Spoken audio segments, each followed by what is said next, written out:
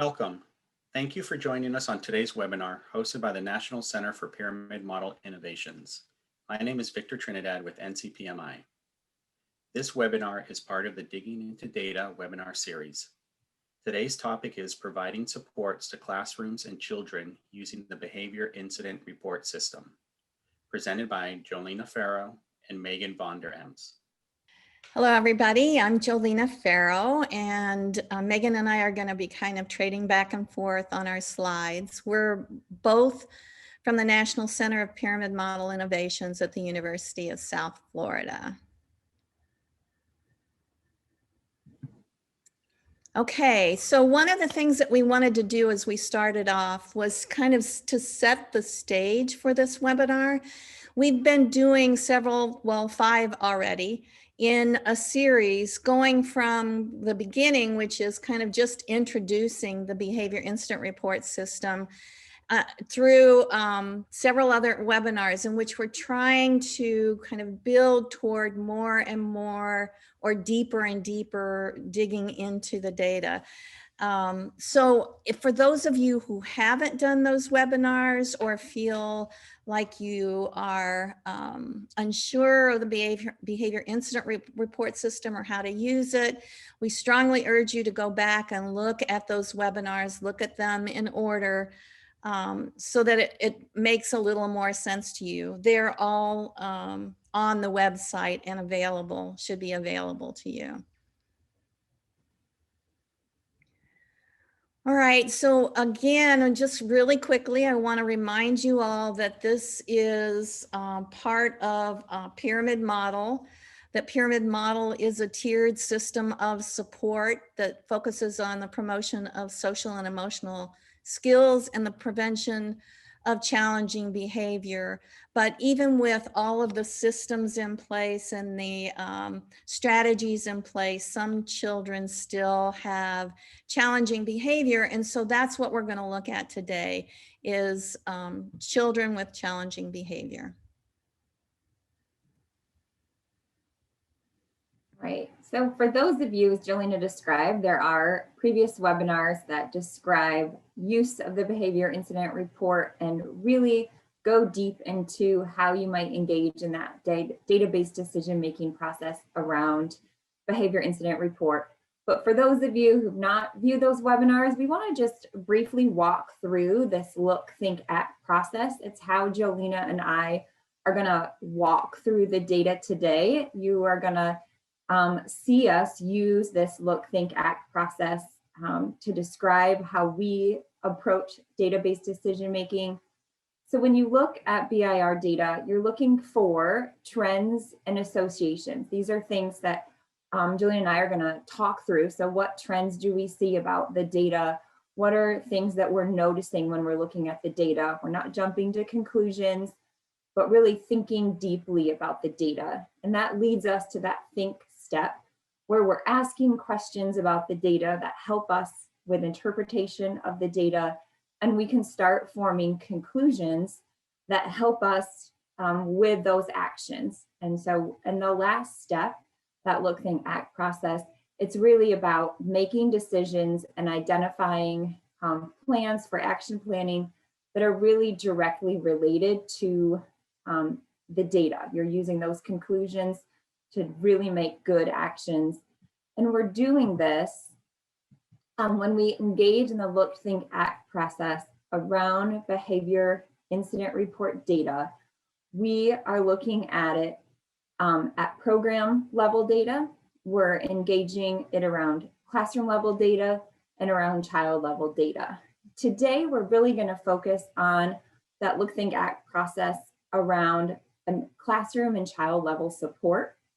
We are not dismissing or ignoring the database decision-making process around program data. We're just kind of jumping in to that classroom level data. Another way to think of it is if the leadership team or a program had already reviewed their program level data and come up with the decision that we need to really focus on a particular classroom or a particular child. So that's where our focus is going to be today, on that classroom level and that child level, how we can support teachers and individual children. Some of the previous webinars really look at starting with the program level data and going through your classroom level data and your child level data. So when we're thinking about, and I kind of talked about the idea of the leadership teams, when early childhood program is supporting young children who engage in challenging behavior, this idea around program procedures is critical. So that's part of our thought process today that we wanted to discuss, is how can we really look at what are the procedures within a program, what are those policies that clearly outline for all staff to know how to respond when challenging behaviors occur, and kind of answer that question, what do I do next? Which is something we hear often when we're engaging in conversations with teachers, when we're engaging in conversations with those who might be supporting classrooms, is what are the procedures and policies within the program around supporting children with challenging behavior. So even when we're talking about classroom data and child level data, the leadership team is still involved because they're the ones who are working collaboratively to provide clarity on these procedures. So what we have listed here, and for those of you that are really fluent with pyramid model implementation, you might recognize these. These are the benchmarks of quality indicators. So these are critical indicators that look at what might a program need to respond and provide guidance around challenging behavior. So leadership teams will work through these indicators. They'll discuss what would go into program policies, into program procedures, and include those ideas in their pyramid model implementation plan. And as we go through today and we use BIR data, we're going to try to tie that into how that might play out when looking at some of these program procedures and policies around how do we support children and provide guidance around prevention of challenging behavior.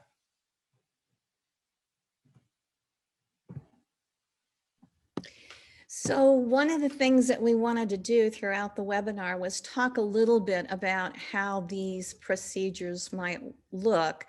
But I want to make sure everybody understands that the procedures, while we have some recommendations, for example, the procedures really have to be specific to your program. Some programs might have very kind of elaborate, long procedures, and others may not have that. They may be a little more simple, and that depends on your program and how you want things to run. However you do it, you need to have the procedure. So we wanted to start with kind of where might that procedure start? So it might start with, when does a teacher write a behavior incident report? And so I just put a lot of ideas in here, and you'll find that as part of BIRS, we have, that's the behavior incident report system. We have training for teachers about how to write, how to complete the behavior incident report, and what kinds of behaviors you might, or how you might write, when you might write a behavior incident report, what behaviors you might write for. There are instructions on the behavior incident report. We have frequently asked questions that people have asked different things about specific behaviors. You also have that. And I kind of tried to put everything together that I could think of. Plus, I have a group that I'm working with in New Jersey, and they have done the procedures through from the beginning into the end. And so I kind of looked at theirs, and that's what you're seeing here. It's not a procedure for, or it's not the beginning of a procedure for a program, but it is kind of based on what other people have done or what we have said about it. So you just want to identify, when would a teacher write a behavior incident report?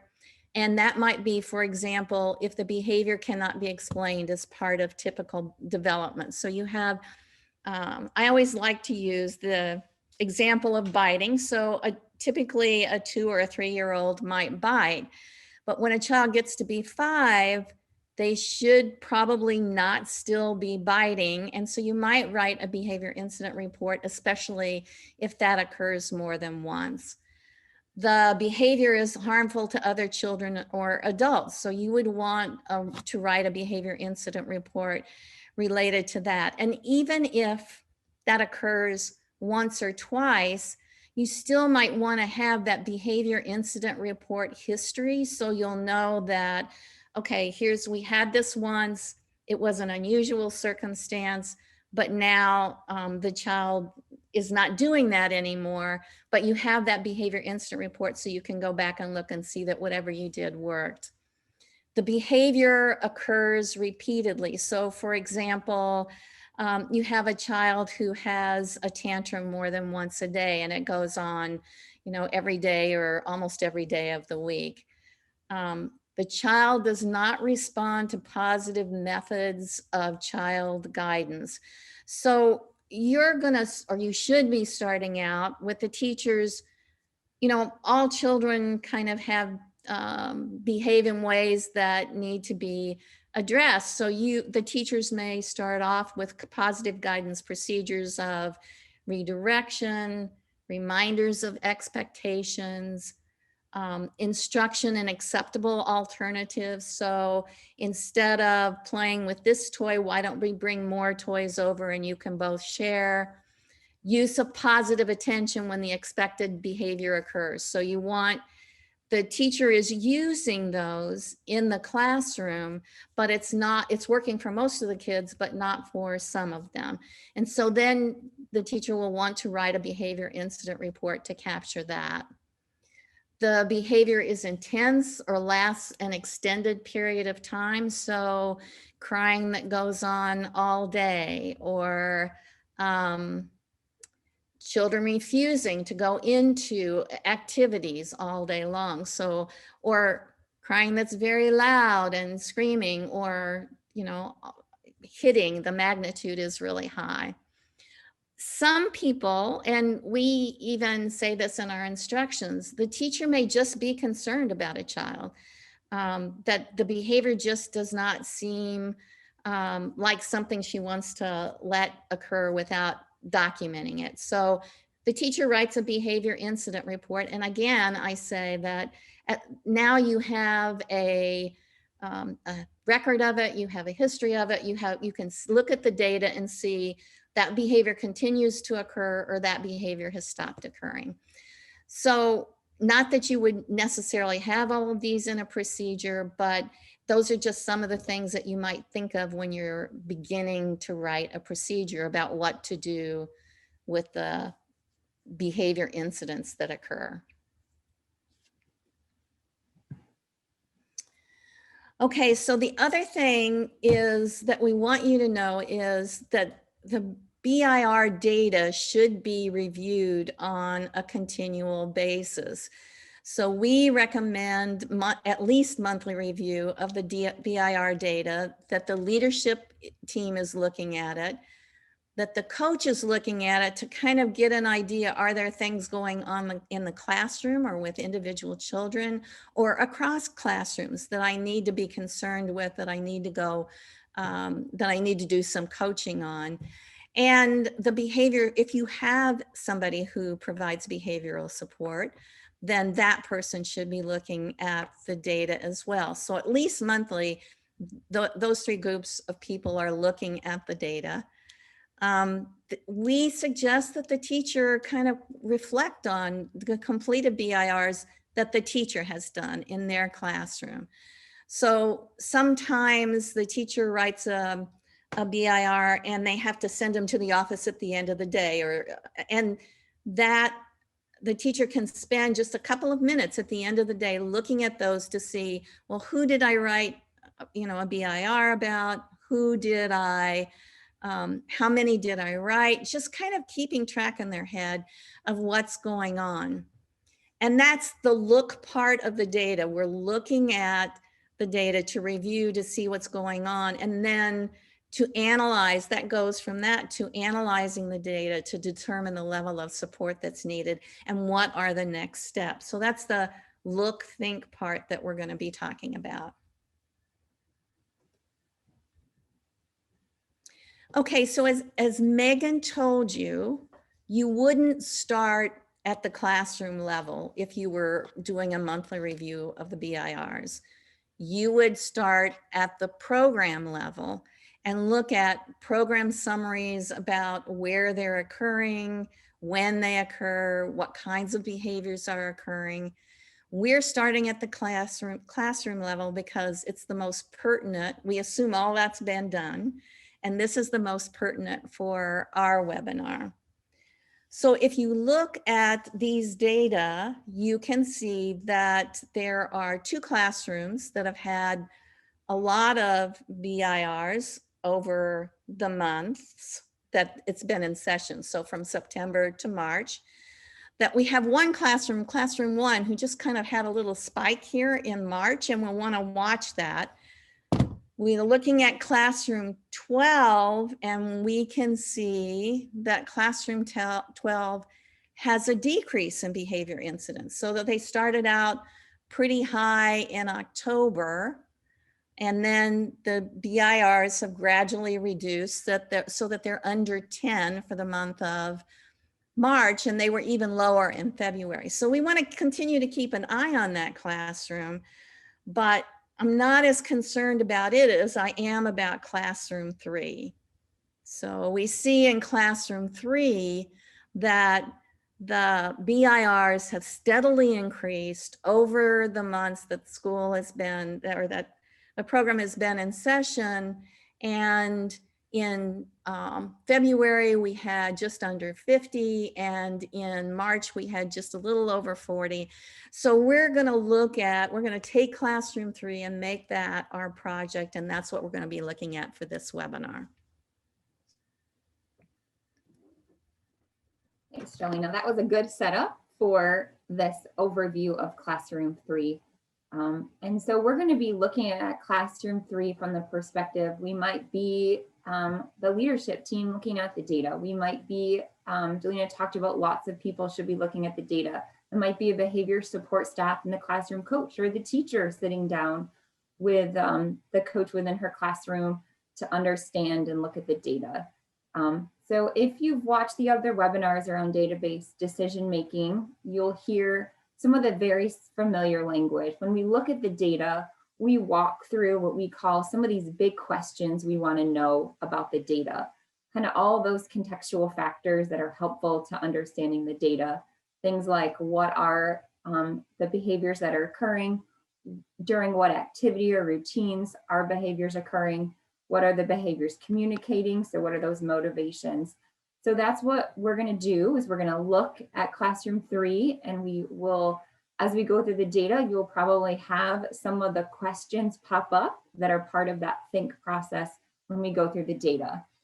So Jolena mentioned that when we look at classroom 3, we can see that there are months that definitely have more behavior incident reports completed than others. And as we go through, we then look at, and we want to see what is the behaviors that are happening in the classroom. And there's a kind of a tie, for we often look at what's the most frequently occurring when we're getting summaries. We're trying to look for those trends, those kind of what's meaningful. And we can see in classroom 3, non-compliance and physical aggression are happening at kind of the same kind of level. So we have non-compliance and physical aggression happening. Then there's kind of a lot of other behaviors that are occurring in the classroom as well.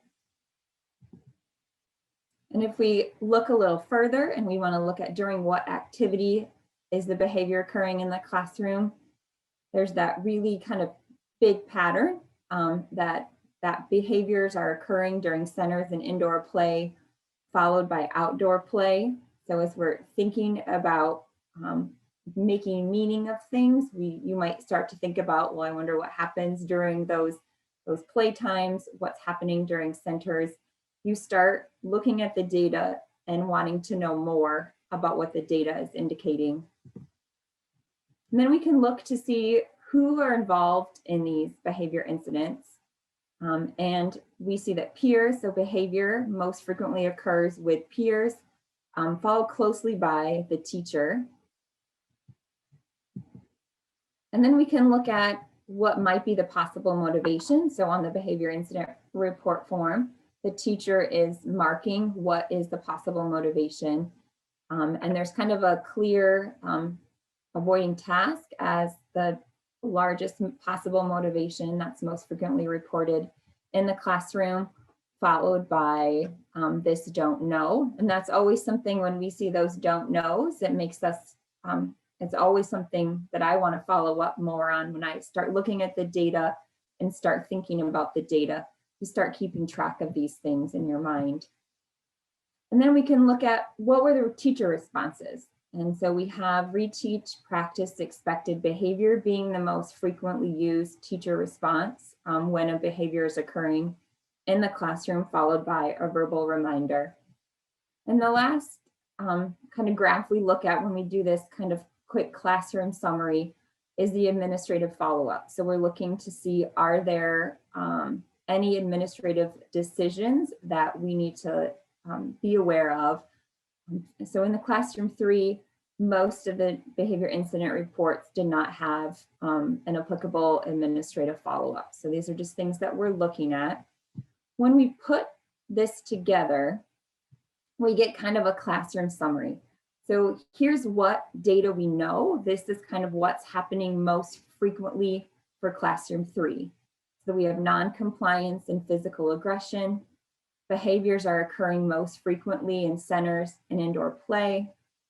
Behaviors are they're most likely happening with peers. The most common motivation is avoid task. The most frequently reported teacher response is reteaching, expected behavior. And for the most part, there's no administrative response that's occurring in classroom 3. So this is our summary, but as we kind of talk through the data, there are other things we might need to know. What other data do we need to really understand what's happening in classroom 3? This is a start, but these are some questions we're going to think about. And you might have your own questions that popped into your mind that you had in order to understand the data that we just reviewed. But these are some of the ones that we want to walk through today, these select questions. And the first one is we really want to be looking at how many children are in the classroom who have a completed behavior incident report. So how many children are we talking about?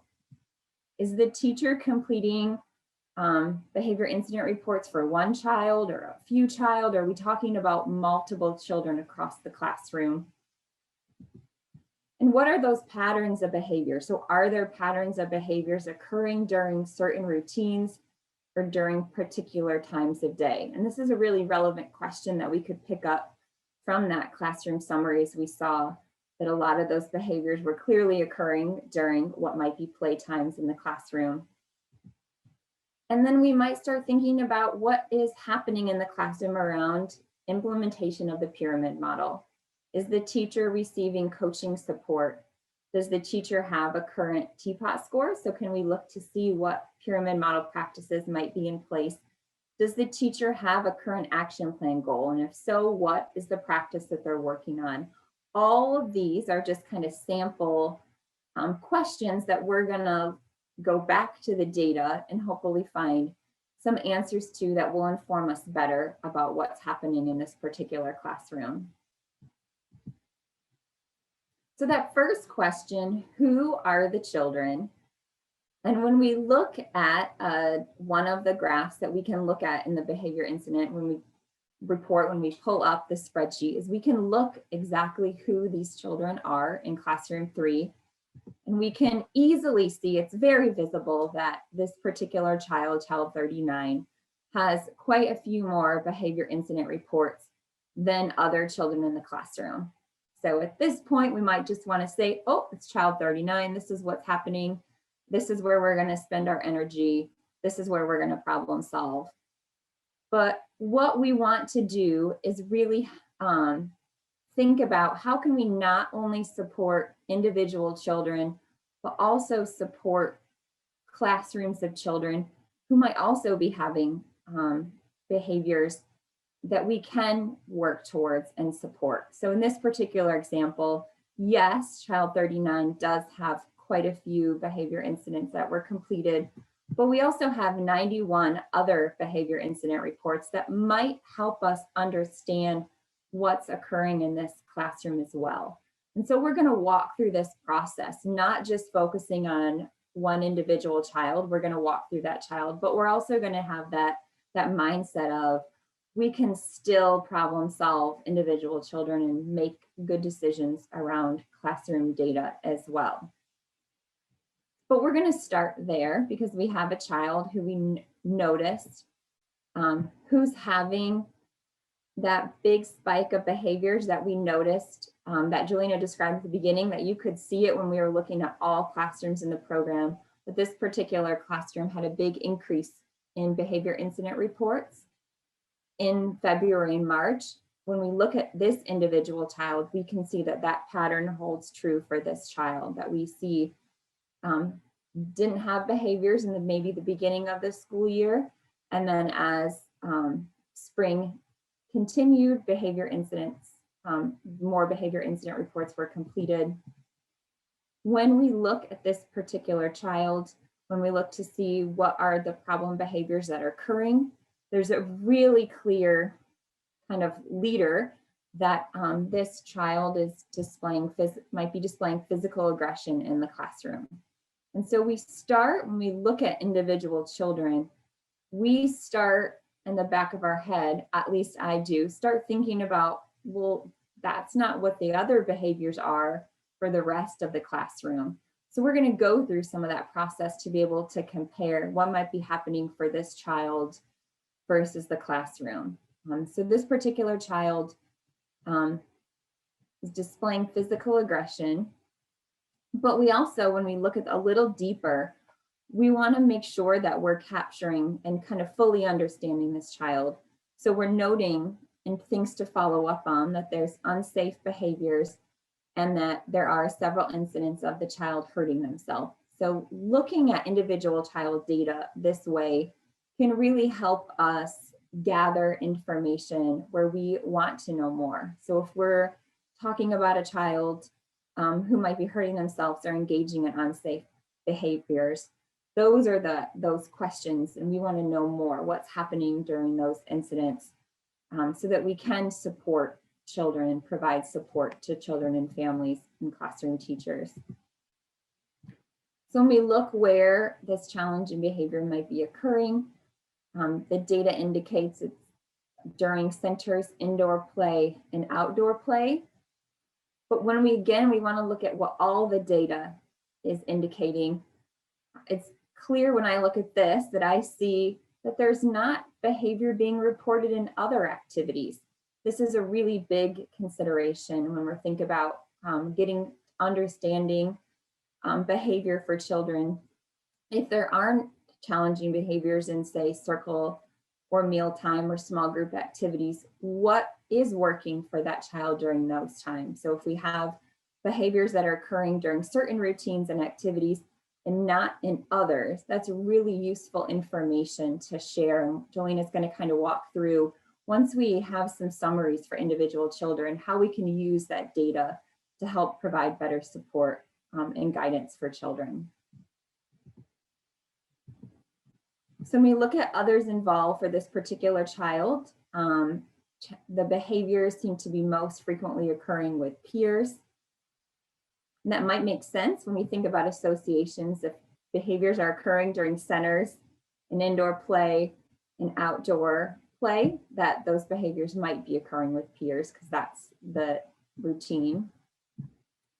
The possible motivation is kind of a mix. There's quite a few don't knows, followed by obtaining desired items, obtaining desired activities, which if we're thinking about what we just talked about, trying to understand the data, if behaviors are occurring during centers, maybe with peers, that the possible motivation might be to get or obtain a desired item, a toy, get a friend's attention. And then we can look at the teacher response. So the most frequently reported teacher response for this child is reteaching, practice, expected behavior. And similar to the classroom kind of summary, there we have some administrative follow-up, but this one has the behavior consultation. So that's something to note, has this behavior consultation, I always think, has it occurred? Where are they in that process? What is being done to support this particular child? So we've looked at classroom level data and we've looked at individual child data, but it's really helpful to kind of put this data together and really think about the classroom and individual child data. What we know about, in this particular example, that one child can, for lack of a better word, kind of skew the data. But we want to know what is happening for the rest of the classroom. We still want to support teachers, support children. And so here is just a way, when we were kind of organizing our thoughts and how can we look at data, is on the left, we have classroom data, and on the right, we have Child 39 data. So we're gonna walk through a few of these to really get at that. When we look at the summary for classroom 3, non-compliance and physical aggression were the most frequently reported behaviors. But what we know is that Child 39, 40 of those 49 classroom BIRs were for physical aggression, which means that for the remainder of the children in the classroom, physical aggression probably isn't the behavior that's occurring. It's most likely non-compliance. For classroom 3, the overall most frequently reported routine where behavior was occurring was centers indoor play. But what we know from looking at Child 39 data, that 40 out of those 46 were attributed to, were in those behavior incidents that were completed for Child 39. So we're gonna look more at data to see, well, what is happening? What other routine is challenging behavior occurring in for the rest of the classroom? And for classroom 3, the data indicated that most of the behaviors were occurring with peers, but what we know from the data around Child 39, that 42 of those 60 classroom BIRs were attributed to peers. So there might be another, behaviors might be occurring with others other than peers for the rest of the classroom. So we can kind of make this comparison to help us know where to look in the data. So we can look at data and we can think about data, and it often brings us back to looking at more data before we have enough information to really make good plans for children and for classrooms. So we're going to go through this last set of data before Jolena kind of brings us to what do we do with all of this that we know. So let's look at it from the kind of the mindset of a coach. How would a coach support a teacher at this point? What would a coach want to know about what's happening in the classroom if we're looking at kind of the remaining children? So we have a lot of data that says Child 39 needs additional support. We want to problem solve for that child. But again, we have a classroom full of children who we might need to monitor, to watch, to provide support for. So we're going to look at this data and we kind of use these X's to kind of help us not look at that piece of data. So here's classroom 3, but what we know from the data is that physical aggression isn't occurring, is mostly occurring for Child 39. But for the rest of the classroom, it's really about non-compliance. And so that is a different, something that we would problem solve differently around perhaps. We also have 30 plus disruptions or tantrums. So when Jolena said, if we're having behavior that's occurring frequently or being disruptive, we might be writing behavior incident reports. That's something a coach might want to follow up with the teacher and have discussions around, what's happening around the disruptions and tantrums and non-compliance. So it looks differently when we can look at data kind of all together, but also looking at how can we support all children. So here we have that same kind of look when we're looking at the activity. So here's the routines. In child 39, it was very clear that physical aggression was occurring during centers and indoor play and outdoor play. But for the rest of the classroom, that's not really true. And so as a coach, or if I were looking at conversing with a teacher and having conversations and problem solving, we can see that we have this kind of clear, we're looking for patterns and trends, kind of this pattern around circle time, cleanup, and transitions. And so we might talk, well, what's happening when you're asking children to clean up and transition to circle? If that's the routine in which children, if that's how the day goes, looks very differently than if we're problem solving as a whole classroom and we're saying, well, what's happening during play when only one child might be having challenging behavior during play. And so we can see how those conversations, when they're guided by the data, might look very differently. And then we can look at motivation. So we know that most of those avoid tasks were for child 39. But there's also, or most of those were don't know. So this is where, so this is true for this whole classroom. Avoiding task is the most frequently reported possible motivation. But if we go back to that previous, and we're thinking, okay, challenging behavior, non-compliance, and maybe some tantrums are happening during transition and cleanup, and maybe participation in circle, we start making connections. Is there a motivation where children they're avoiding, they don't want to clean up, they don't want to transition, they don't want to maybe participate in a particular activity. So these are just things that we can start summarizing and having conversations that guide our action plans in classrooms. Okay, so now we're going to think about the classroom again. We've sort of realigned the data. We know that some of what we were looking at first was skewed because of child 39, but now we're kind of on track and we're going to look at the classroom and what's happening in the classroom.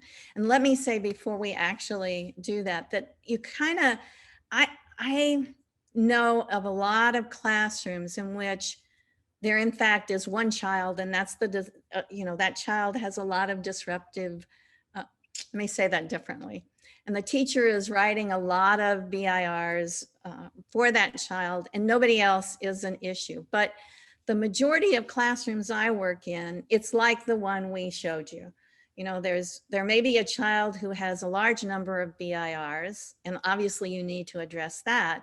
But then there are also a group of children or a few children who have kind of a moderate amount of BIRs and that the teacher has written, and you need to look at them as well.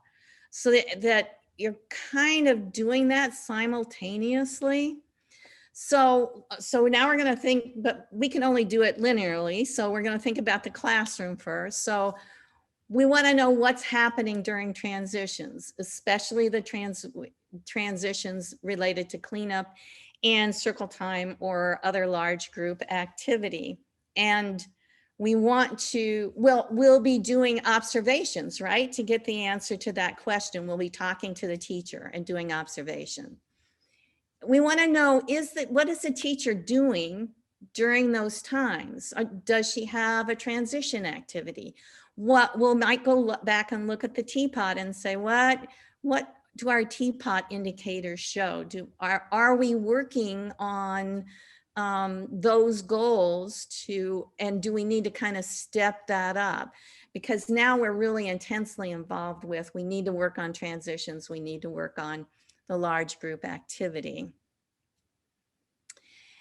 What does a coaching log show that we're doing with the teacher? So I'm the coach, and am I observing the teacher? Am I working on goals related to transition?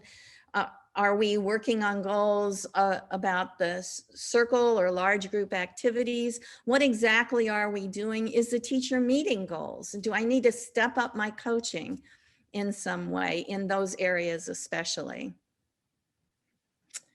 And are the children engaged? So maybe the teacher's practices are, pretty good. They're not bad at all, but are the children engaged, or do we need to go in and work with the teacher and figure out some other ways to enhance the engagement, especially during large group activities and the transitions that occur?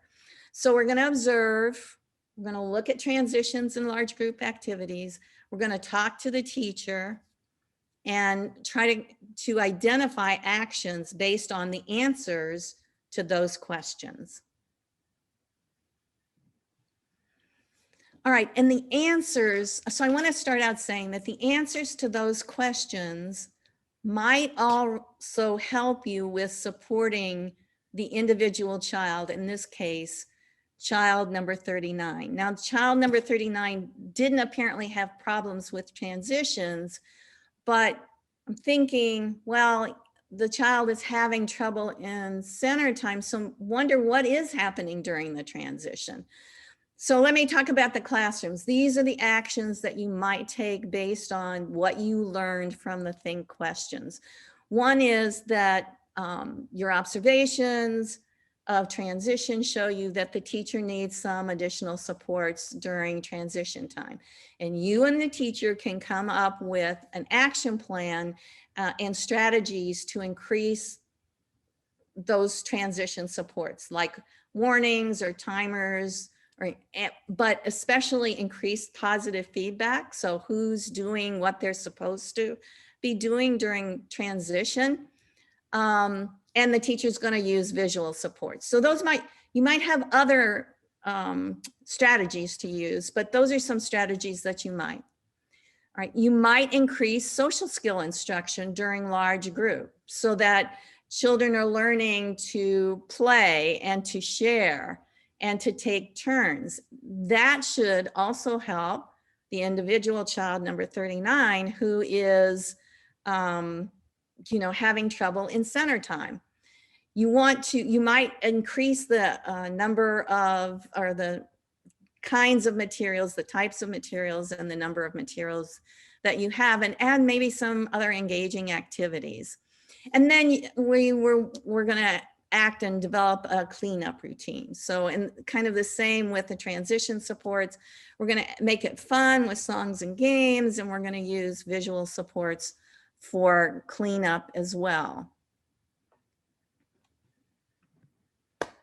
All right, so this is how it might help the individual child. So if we're increasing classroom support for all children, even in places where that child 39 didn't have or didn't exhibit problem behavior, then we know that those other activities occur around the times when the problem behavior occurs. Right? So transition into center time, and transition into outdoor play, which are the times when the child 39's behavior occurs. We know that teaching skills during large group can allow for skills to be practiced during other activities so that child 39 is learning new skills, and we're giving positive feedback to all of the children in all of their activities when they are sharing or they are working together. All right, and as we're working on, if we decide to do a behavior support plan, as we're working on that individual child support plan, we know some more things about that child. And so those might be skills that we'd add into that behavioral support.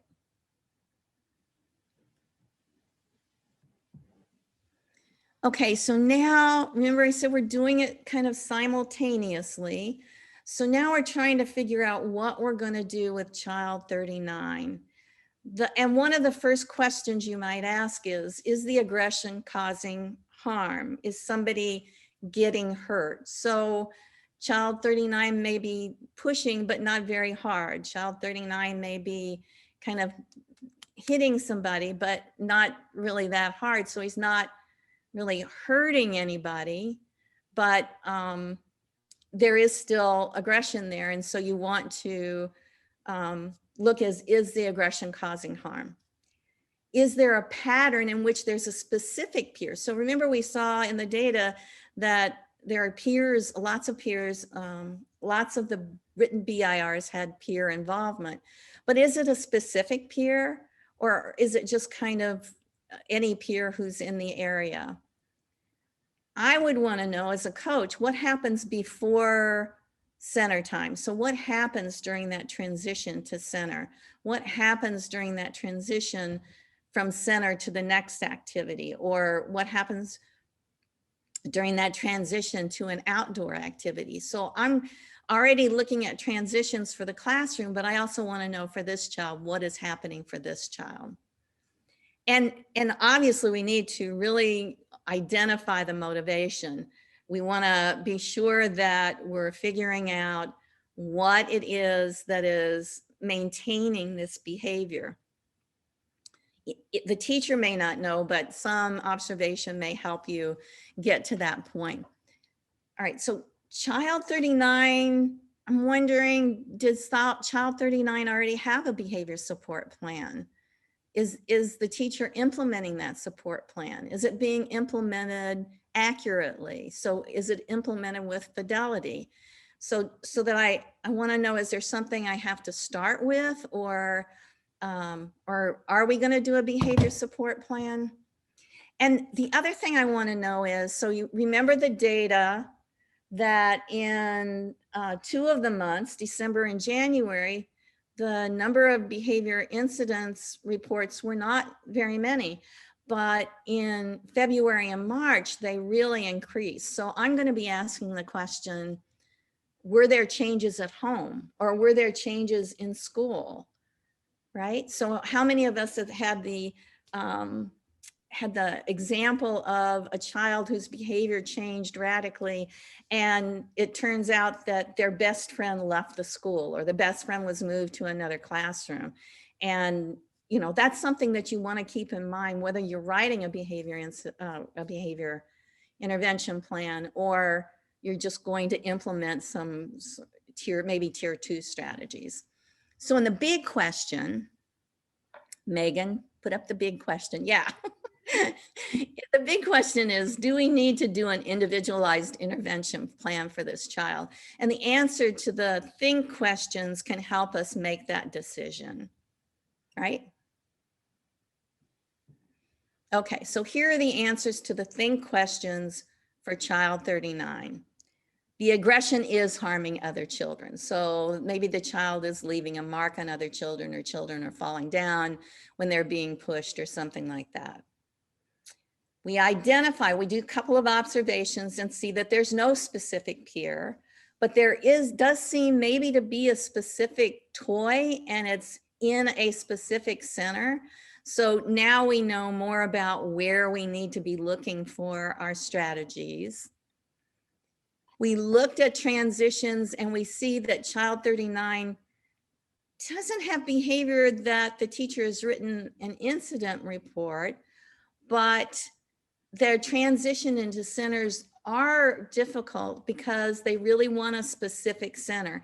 And the teacher is kind of accommodating that in different ways. It's after they get to the center then that something happens. We find that there's no behavior support plan, and we've not made contact with the parents. So one of the first things we want to do then is make contact with the parent, and that would be maybe our first act. Okay, so what are the actions? And they're kind of divided up into 2 columns. One is that teacher needs help right now with that child, right? So what we suggest is what we call a crisis intervention plan. And it's just, what do you do when the aggression occurs right now before we complete an FBA and write an individualized intervention? So we don't want the teacher to wait for 2 weeks while we're doing that. We're going to refer the child to the behavior support team, right? So that, or if you don't have a behavior support team, then whoever is the person that does your functional behavior assessment and works on individualized interventions. We want the teacher to continue to complete BIR forms, because while we're waiting for an individualized intervention, we want to know if anything we're doing, if the classroom changes we made, or what we're doing during crisis intervention, if any of that is making any difference, and we want to continue to monitor the data. But on the other side of it is we're doing an individualized intervention plan. So we include the family as part of a team. We complete the FBA and identify motivation. We develop strategies and monitor them. So the BIR does not monitor strategy, the behavior intervention plan. You have to have some other system for looking at data, and you also want to look at, is the teacher implementing accurately? And we also might want to identify the need for referral or access to other services.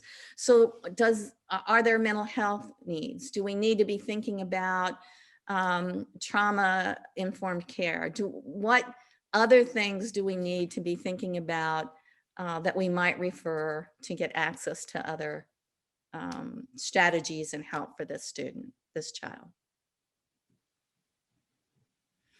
Okay, so summarize really quickly. Oh, no, this is not the summary, I'm sorry.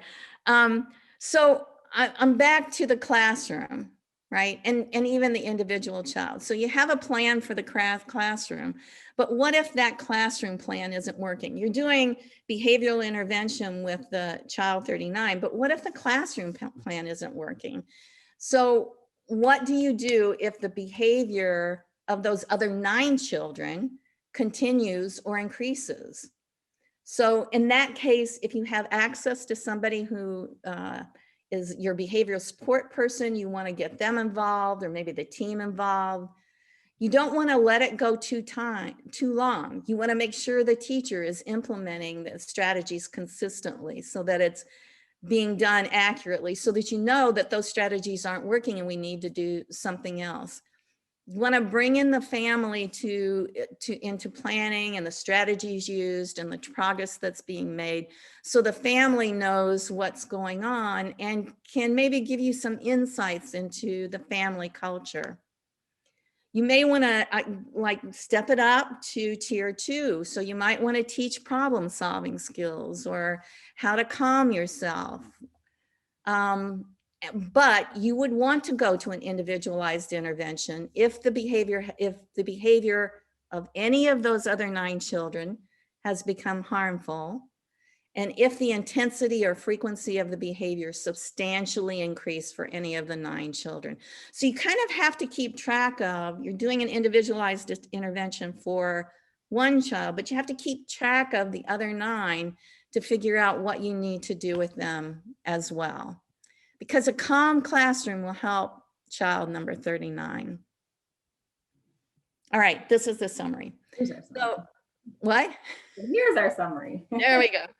So we talked about the importance of having a procedure that meets the needs of your program. So the procedure of what to do when challenging behavior occurs, what to do when you're reviewing BIRs and BIR data, and you see that there are kind of high rates of BIRs being written, what you do, and that needs a procedure. We talked about how to dig into the data for information on individual children and how to identify groups of children, because you know they need different kinds of support, but how do you get that data and that information? And we talked about the LTA process, so looking at data, thinking about data, and then identifying actions that you would use based on what your think questions answered. All right, so I don't know if there are no questions in the question and answer box. None, that's correct. So if people do have questions, we do have a few moments to answer any questions that have popped up for people, and you can use that question and answer box to ask those questions. But while we're waiting for questions, I'm going to go to the next slide.